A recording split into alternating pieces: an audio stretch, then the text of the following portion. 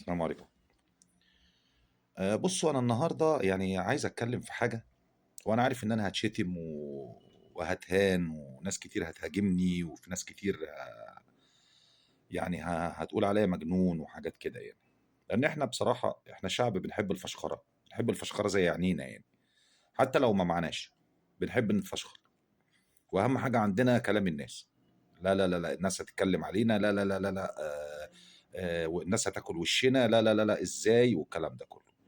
فأنا هاقترح الاقتراح بتاعي وأمري إلى الله، وفكّروا فيه، لو شايفينه إن هو اقتراح مش في محله خلاص كإني ما قُلتش حاجة.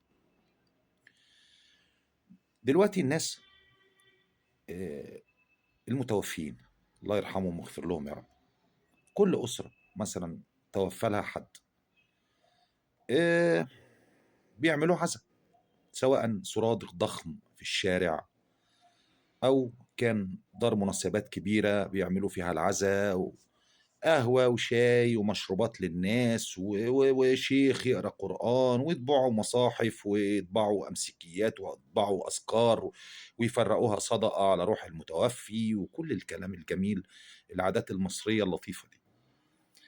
النهارده لو يعني أقل دار مناسبات أو أقل عزا بيتكلف من 20 ل25,000 جنيه. طيب فيها إيه لو لغينا كل الكلام ده، والمبلغ اللي هنحطه في العزا، المبلغ ده يتحط لمستشفى الأورام، لمستشفى القلب، يطلع تبرُّع لمستشفى. في مصر الوفيات بتعدّي ال1.000.000 سنويًا، تخيّلوا 1.000.000 أو أكتر سنويًا في 20,000 والّا 25,000، إحنا بنتكلّم على 25,000.000.000 جنيه بتروح على سُرادق عزا وقهوة وشاي وناس بتيجي تقعد تتكلّم وترغي وتضحك ويولّعوا سجاير ويسمعوا القرآن رُباعية وبيتّكلوا على الله، والميت ما بيستفيدش حاجة.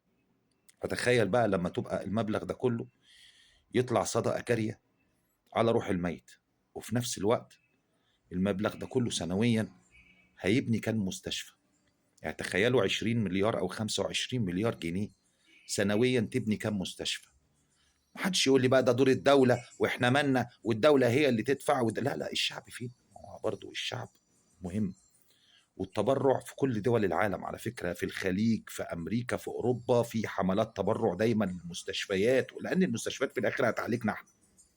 يعني في المستشفى في الآخر هتعالجنا إحنا، والناس اللي بتموت دي معظمها بيبقوا متوفيين بأمراض أصلًا، سواء أمراض أورام أو أمراض قلب أو كبد أو غيره، أو غيره، وأنا أول واحد يوم ما ربنا يتوفاني أنا مش عايز أهلي يعملوا لي عزا، المبلغ بتاع العزا يطلع لمستشفى الأورام، لمستشفى القلب، يبقى صدقة جارية عليَّ، صدقة جارية ليّا، وربنا يجزاني خير بيها ويجزى أهلي بيها خير. السلام عليكم.